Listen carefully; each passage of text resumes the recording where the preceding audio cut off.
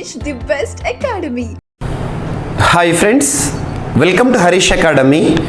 ఈరోజు వార్తలు నిలిచిన జాతీయ అంతర్జాతీయ రాష్ట్రీయ అంశాల గురించి, వార్తలు నిలిచిన వ్యక్తులు, అవార్డులు, పుస్తకాలు, మరి క్రీడా సంబంధిత సమాచారం ఒక్కొక్క అంశాన్ని వివరంగా తెలుసుకుందాం.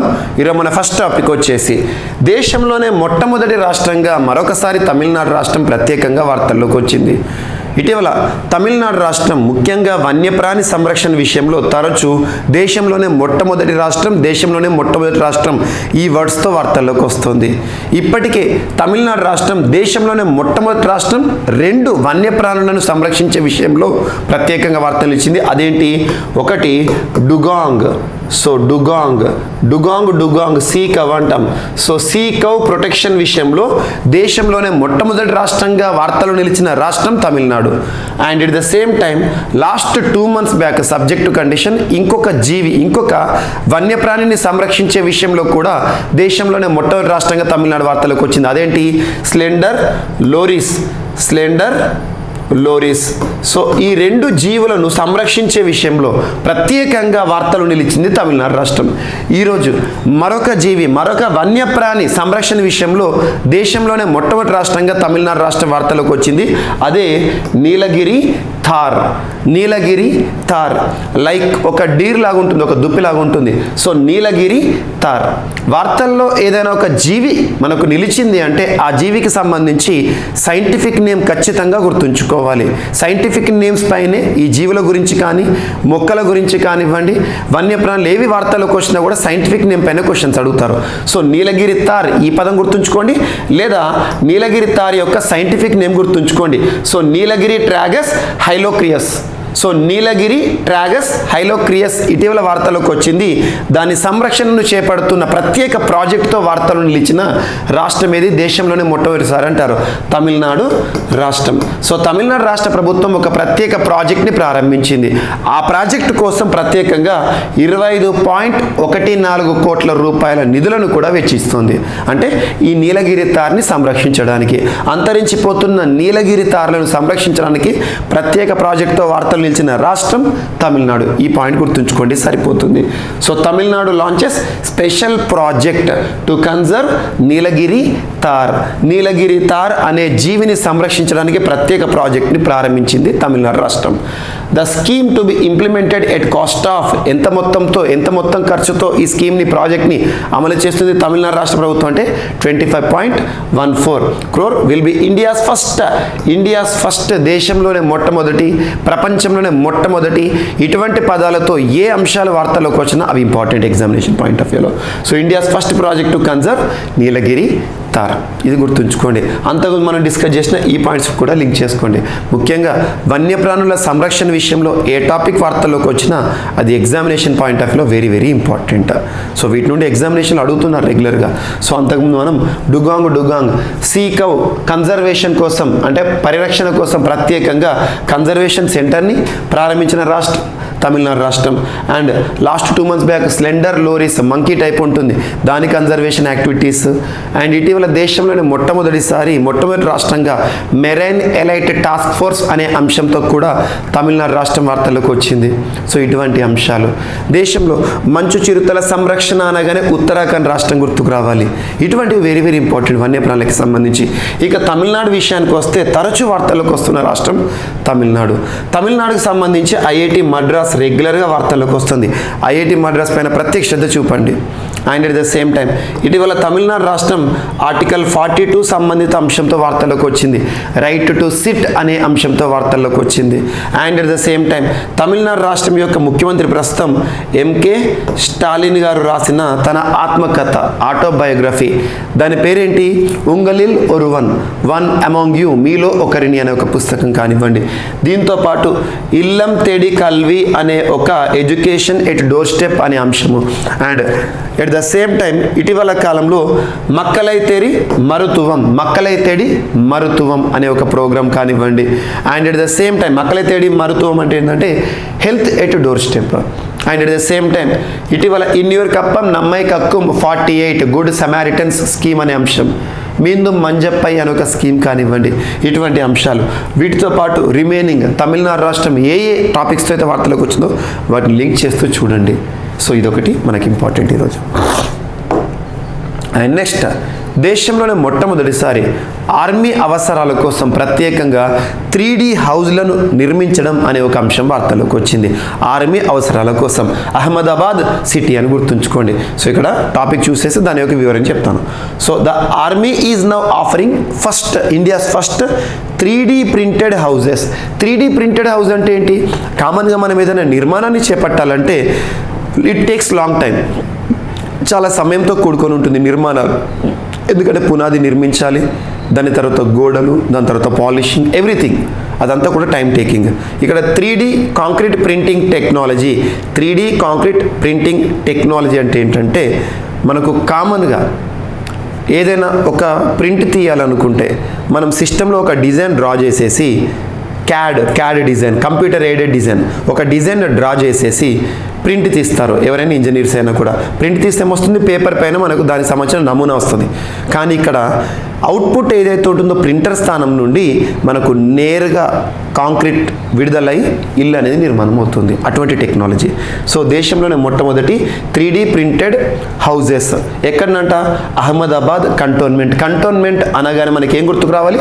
ఆర్మీ క్యాంప్స్, ఇవన్నీ కూడా కంటోన్మెంట్. భారతదేశంలో కంటోన్మెంట్ యాక్ట్స్ 1924 కంటోన్మెంట్ చట్టం ఆధారంగా ఇది ఏర్పడింది. కంటోన్మెంట్స్ ఏర్పడిన చట్టం చెప్తున్నాను. And which are not only cheap but can be construction in as less time. అతి తక్కువ సమయంలో అత్యంత తక్కువ ఖర్చుతో నిర్మాణం పూర్తి చేయాలి కంటోన్మెంట్లో ఆర్మీ అవసరాల కోసం హౌజెస్ని అని చెప్పేసి ఒక ప్రత్యేక చొరవ. దీనికి ఆర్మీ సహకారంతో ఒక ప్రైవేట్ సంస్థ కూడా ఈ ఇళ్ల నిర్మాణం కోసం బాధ్యత వహిస్తుంది. ఇది 3D ప్రింటెడ్ టెక్నాలజీ. డైరెక్ట్గా ప్రింటింగ్ చేస్తారు ఇల్లుని, డైరెక్ట్ మనం అందులో నివసించవచ్చు. అటువంటిది దేశంలోనే మొట్టమొదటి 3D హౌస్ని నిర్మించిన రాష్ట్రం ఐఐటి అంటే ఐఐటి మద్రాస్. మీకు తరచు రిపీట్ చేస్తున్నాను. సో ఇక్కడ మనం గుర్తుంచుకోవాల్సింది ఏంటంటే Ahmedabad, it has been constructed by military engineering services. ఈ సంస్థ పేరు గుర్తుంచుకోండి, మిలిటరీ ఇంజనీరింగ్ సర్వీసెస్, మిలిటరీకి సంబంధించింది. ఇన్ కొలాబరేషన్ విత్ ఎవరి సహకారంతో అంటే Micob private limited and military engineering services, ఈ ఇద్దరి సహకారంతో అహ్మదాబాద్ కంటోన్మెంట్ ఏరియాలో, కంటోన్మెంట్ అంటే ఆర్మీకి సంబంధించి, ఆర్మీ అవసరాల కోసం ఇళ్ల నిర్మాణ ప్రక్రియ 3D ప్రింటెడ్ హౌజెస్ నిర్మాణం అనేది ఈరోజు వార్తలకు వచ్చింది. ఇది ఒకటి ఇంపార్టెంట్. ఇది కూడా ఇండియాస్ ఫస్ట్ అంటే examination point of view very very important.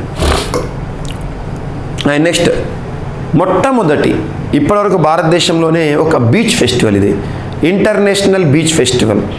ఏ రాష్ట్రం వార్తలోకి వచ్చిందంటే కేరళ రాష్ట్రం. సో కేరళ రాష్ట్ర ప్రభుత్వం అంటే tourism department. So tourism department వారు ప్రత్యేకంగా ఒక బీచ్ ఫెస్టివల్తో ఈరోజు వార్తలోకి వచ్చారు. చరిత్రలో మొట్టమొదటిసారి కేరళ రాష్ట్రంలో జరుగుతున్న ఒక అంతర్జాతీయ beach festival.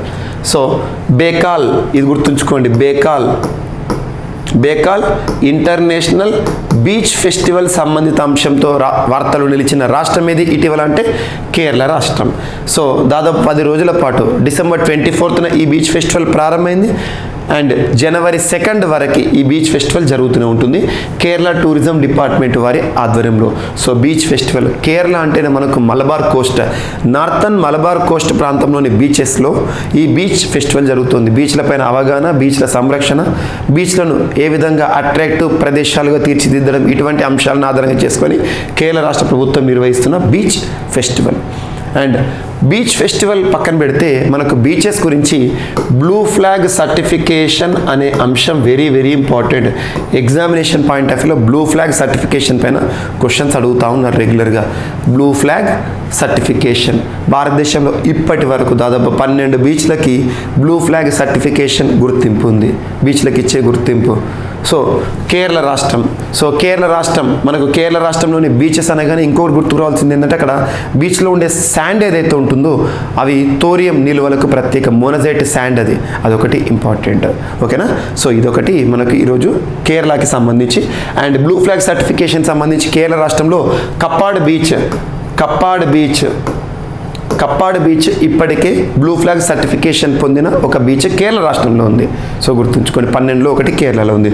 So బేకాల్ international beach festival ఏ రాష్ట్రం అంటే కేరళ. ఇది గుర్తుంచుకోండి, సరిపోతుంది.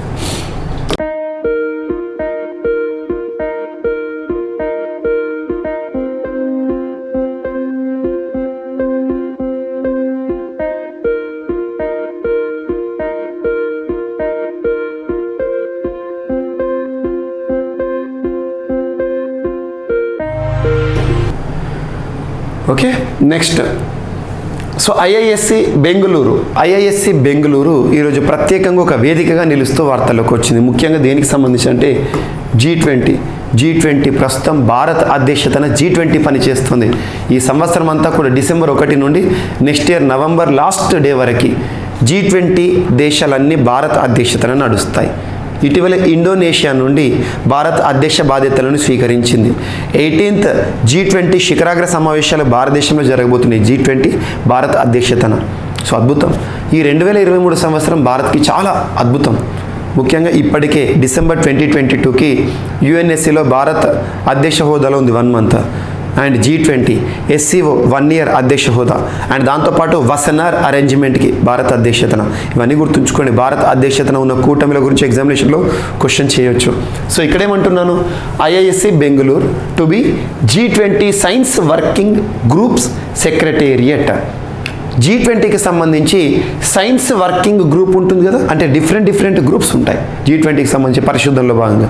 G20 సైన్స్ వర్కింగ్ గ్రూప్కి సెక్రటేరియట్గా వేదికగా ఏ సంస్థ లేదా ఏ కళాశాల నిలిచింది అంటే ఐఐఎస్సి బెంగళూరు. గుర్తుంచుకోండి, Indian institute of sciences Bengaluru G20 దేశాలకి సంబంధించి సైన్స్ వర్క్ గ్రూప్కి స్థావరంగా నిలుస్తాయి.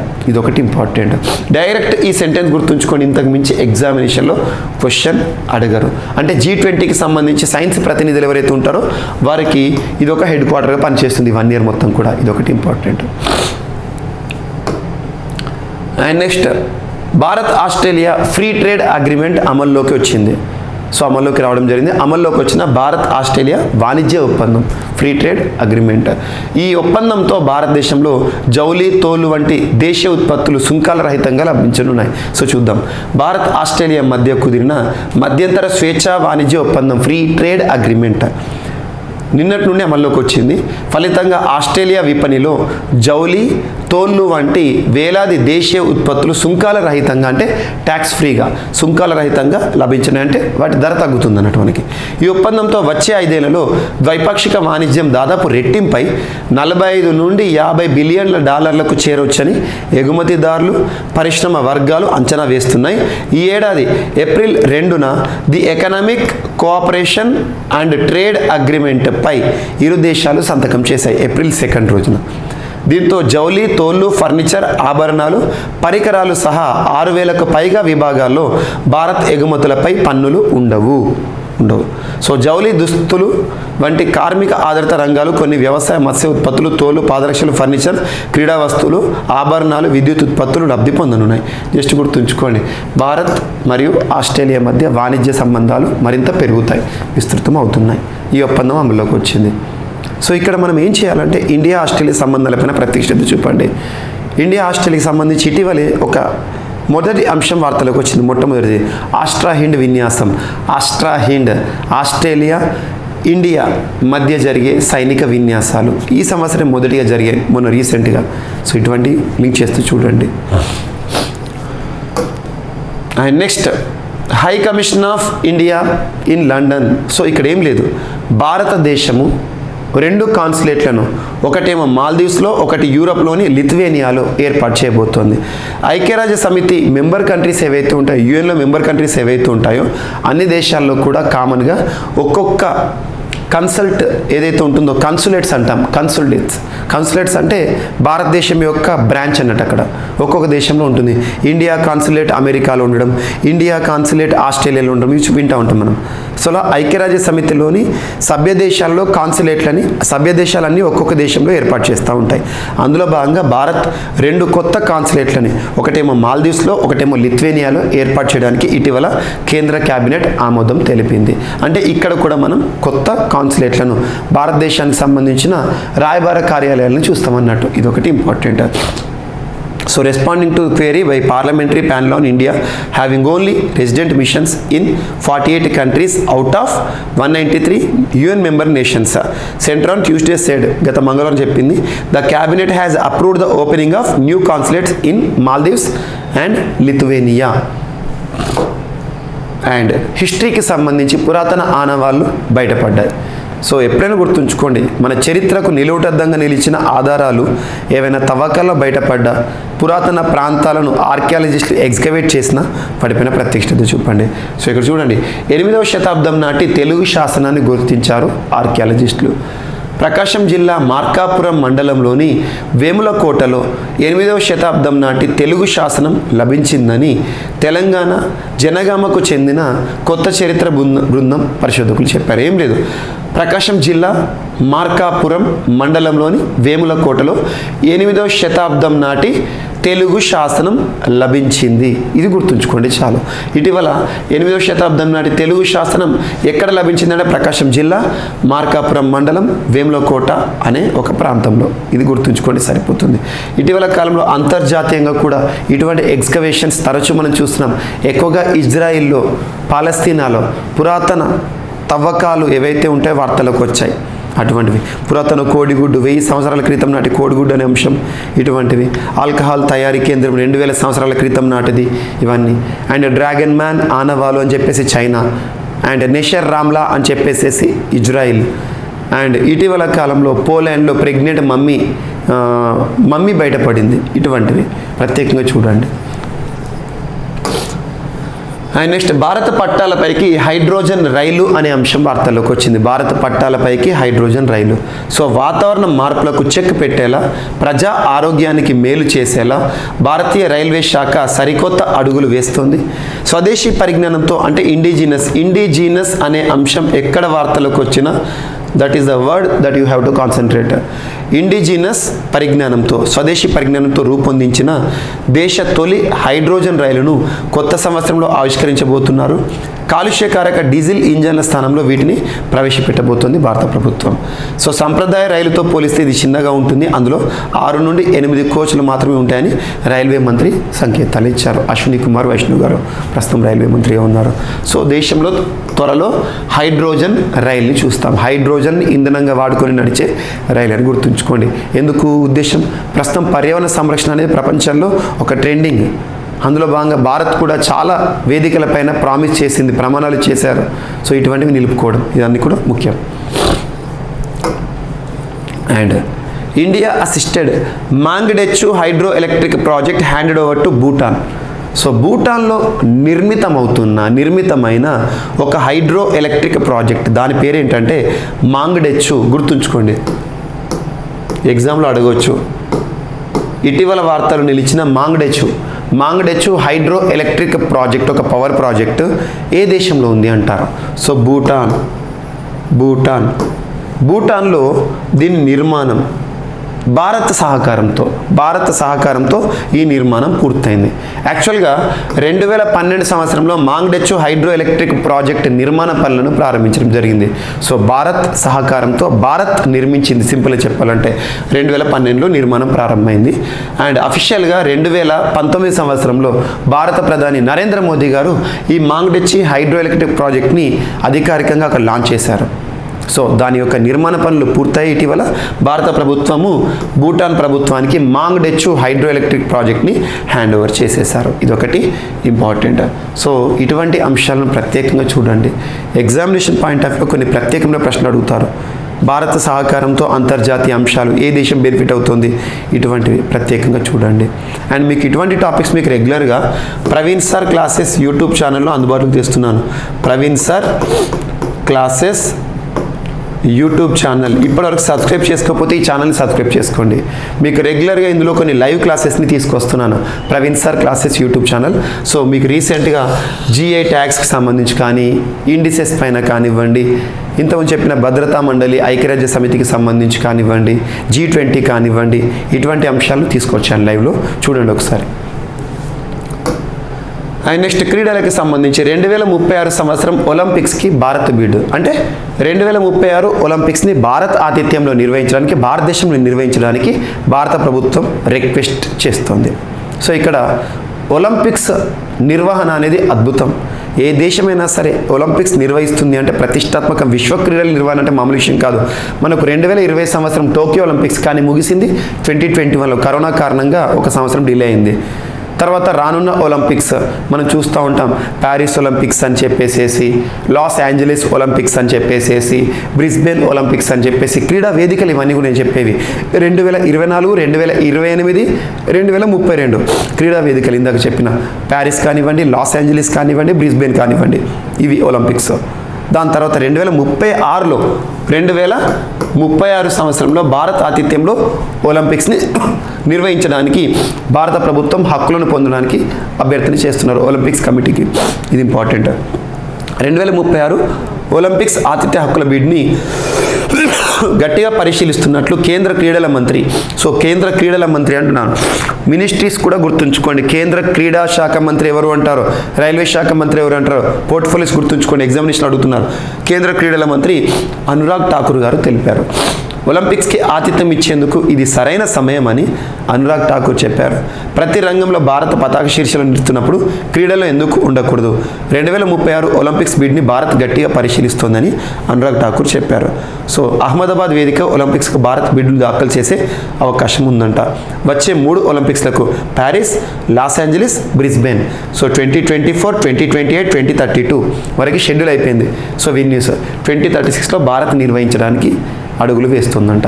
సో ఇక్కడ క్రీడలకు సంబంధించి వెన్యూస్, క్రీడలకు సంబంధించి schedules very very important topic to be focused for all the competitive examinations. ఏ క్రీడ ఏ సంవత్సరం ఎక్కడ జరగబోతుంది అంటారు, ఏ క్రీడ ఈ సంవత్సరం ఎక్కడ జరిగింది అంటారు. ఇది వెరీ వెరీ ఇంపార్టెంట్. ఇవన్నీ కూడా మీకు మిషన్ 100లో తీసుకొచ్చాను. మిషన్ 100. సో మిషన్ 100 కోర్సులో అందుబాటులో ఉన్నాయి. GVK స్టడీ సర్కిల్ యాప్ని ఇప్పటివరకు ఇన్స్టాల్ చేసుకుని వారు ఎవరైనా ఉంటే ఇన్స్టాల్ చేసుకోండి. అందులో మిషన్ 100 కోర్సులో మీకు క్రీడలకు సంబంధించిన వేదికలు, ఏ దేశంలో జరగబోతున్నాయి, జరిగాయి, ఇవన్నీ కూడా ఉంటాయి. అండ్ క్రీడలకి సంబంధించి 15 సంవత్సరాల సవితశ్రీ వార్తలు నిలిచింది. సవితశ్రీ సంచలనం. విశ్వనాథన్ ఆనంద్ అండ్ కోనేరు హంపి తర్వాత ఈ పథకాన్ని గెలిచిన ఒక అమ్మాయిగా మన భారతదేశం నుండి నిలిచింది. ఏ పథకం అంటే చెస్. ప్రపంచ ర్యాపిడ్ చెస్ టోర్నమెంట్లో కాంస్య పథకాన్ని గెలుచుకున్న ఒక అమ్మాయి సవితశ్రీ సంచలనం. భారతదేశం నుండి third person from India to win a medal in world rapid chess tournament అని గుర్తుంచుకోండి. ప్రపంచ ర్యాపిడ్ చెస్లో కాంస్యం గెలుచుకుంది. బ్రాంజ్. అంతకుముందు విశ్వనాథ్ ఆనంద్, కోనేరు హంపి గెలుచుకోవడం జరిగింది. ఆ తర్వాత మన ఇండియా నుండి ఒక చెస్ క్రీడాకారిణి. సో ఇటీవల కజకిస్తాన్లో ముగిసిన ప్రపంచ ర్యాపిడ్ చెస్లో తను కాంస్యం గెలుచుకొని సంచలనం సృష్టించారు. అండ్ బెహర్డీన్ ఇతను ఎవరంటే సౌత్ ఆఫ్రికాకి సంబంధించిన వన్డే స్పెషలిస్ట్. ఇటీవల అతను తన క్రీడకి వీడ్కోలు పలుకుతూ వార్తలు నిలిచారు. సో బెహర్డీన్ అంటాం తన పేరు. సో సౌత్ ఆఫ్రికా వన్డే స్పెషలిస్ట్గా గుర్తింపు పొందిన ఆటగాడు ఈరోజు క్రికెట్కి రిటైర్మెంట్ ప్రకటిస్తూ వార్తలు నిలిచారు. అంత పెద్ద ఇంపార్టెంట్ పర్సన్ ఏం కాదు, గుర్తుంచుకోవాల్సిన పర్సన్. ఈ AB డివిలియర్స్ ఇటువంటి పర్సన్స్ పేర్లు మీరు ఖచ్చితంగా గుర్తుంచుకోండి. ఎందుకంటే ఇటీవల కాలంలో క్రీడలకు వీడ్కోలు పలుకుతూ వార్తలు ఇచ్చిన చాలామంది వ్యక్తులు ఉన్నారు కాబట్టి జస్ట్ వార్తలకు వచ్చిన అంశంగా చూడండి సరిపోతుంది. సో సౌత్ ఆఫ్రికా ఆటగాడు క్రీడలకి వీడ్కోలు అనే అంశం మనం చూస్తాం. వన్డే స్పెషలిస్ట్ ఫరీన్ బెహర్డీన్ అంటారు తనని, ఫరీన్ బెహర్డీన్. సో ఈరోజు వార్తలు ఇచ్చిన అంశాలు ఒకసారి ర్యాపిడ్గా చూస్తే, Tamil Nadu launches special project to conserve Nilgiri తార్లను సంరక్షించడానికి ప్రత్యేక ప్రాజెక్టుని ప్రారంభించిన భారతదేశం మొదటి రాష్ట్రంగా తమిళనాడు. అండ్ ఇండియన్ ఆర్మీ కోసం అహ్మదాబాద్ కంటోన్మెంట్లో ప్రత్యేకంగా 3D ప్రింటెడ్ హౌజ్ల నిర్మాణం. And Bekal international beach festival, మొట్టమొదటి Bekal international beach festival Kerala. And G20 science working గ్రూప్కి సెక్రటేరియట్గా IISc Bengaluru. And Bharat Australia వాణిజ్య ఒప్పందం అమల్లోకి రావడం జరిగింది, ఫ్రీ ట్రేడ్ అగ్రిమెంట్. సో భారతదేశానికి సంబంధించిన కాన్సులేట్లను, 2 కాన్సులేట్లను, ఒకటేమో మాల్దీవ్స్లో, ఒకటేమో లిథువేనియాలో ఏర్పాటు చేయడానికి కేంద్ర కేబినెట్ ఆమోదం. 8వ శతాబ్దం నాటి తెలుగు శాసనం, ప్రకాశం జిల్లా మార్కాపురం మండలం వేములకోటలో ఆనవాలు బయటపడ్డాయి. అండ్ భారత పట్టాలపైకి హైడ్రోజన్ ఇంధనంగా నడిచే రైళ్లను భారత్ ప్రారంభించబోతోంది. And Mangdechhu hydro electric project భూటాన్లో నిర్మాణం, భారత్ భూటాన్కి అప్పగింత. అండ్ 2036 ఒలింపిక్స్కి భారత్ బిడ్ నిర్వహణ కోసం, ఆతిథ్య హక్కుల కోసం. అండ్ సవితశ్రీ సంచలనం, విశ్వనాథన్ ఆనంద్ కోనేరు హంపి తర్వాత ప్రపంచ ర్యాపిడ్ చెస్ట్లో ఒక కాంస్య పథకాన్ని గెలిచిన అమ్మాయి సవితశ్రీ. అండ్ ఫరీన్ బెహర్డిన్ ఇటీవల క్రీడలకు వీడ్కోలు పలుకుతూ క్రికెటర్గా తను ఇప్పటివరకు సుపరిచితం, అంతర్జాతీయ క్రికెట్కి వీడ్కోలు పలుకుతూ వార్తలు ఇచ్చారు. సౌత్ ఆఫ్రికా జట్టులో సభ్యుడు, వన్డే స్పెషలిస్ట్గా తనకంటూ ప్రత్యేక గుర్తింపు పొందిన ఆటగాడు. సో ఇవి ఈరోజు వార్తలు నిలిచిన అంశాలు. మిస్లేనియస్ అంశాలు ఏమైనా మిగిలిపోతే మాత్రం రేపటి క్లాస్లో జోడించి మళ్ళీ నేర్చుకుందాం. రేపు కలుద్దాం. Thank you.